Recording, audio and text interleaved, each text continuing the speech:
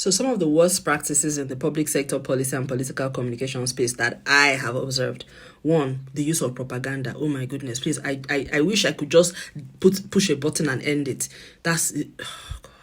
Use of propaganda is so terrible because we see it, we hear it, we can feel it. It's so distasteful, it's so unprofessional. That's one of the worst practices ever. Worst, it honestly. No, anyway, misinformation, relying on misinformation.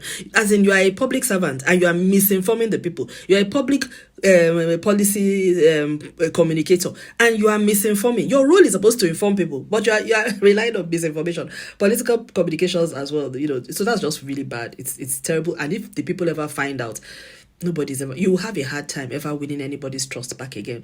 Then number 3, worst practice, politicizing everything. I don't understand why this happens, particularly in public sector. Okay, politicians, I understand politicians politicizing everything. I really don't understand that, but I will say, okay, we can excuse that. But why would public sector officials, why would policymakers be politicizing everything?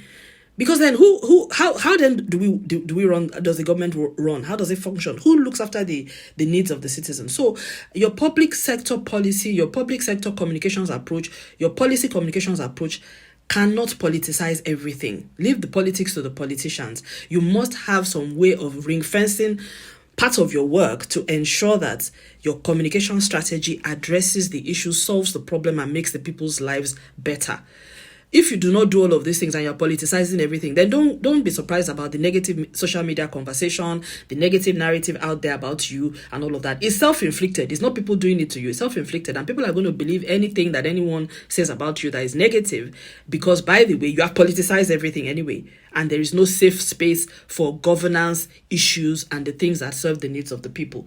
Again, why I'm drawing this is just to show the link between communications and what the leaders are doing. Because at the end of the day, most of what we hear about the leaders is from what their spokesperson says, from the messages that come out. It's from what they themselves say at events and how they behave and how they manage relationships and all of that. So worst practices in terms of public sector policy and political communications, my number 5 is events-driven communications. This happens a lot at the governorship level in Nigeria, where you can see that their communications is driven by the events on the governor's calendar. There is no strategic approach. There is no structural approach. They're not looking at themes for the month. They're not looking at issues to different demographics. There is no strategy around women, around youth, around health, around education. There is no January to December view that is not necessarily built around the calendar of the public office holder, the leading in that sector. That's not the way to do strategic communications. You alienate the people that way because everything is built around an individual and you can't run communications that way.